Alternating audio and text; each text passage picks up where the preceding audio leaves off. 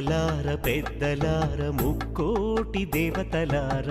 చూడగరారండి తనివి తీరా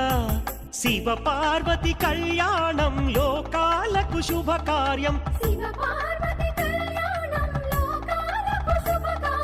శివ పార్వతి కళ్యాణం లోకాలకు శుభకార్యం పార్వతీ పరమేశ్వర కళ్యాణం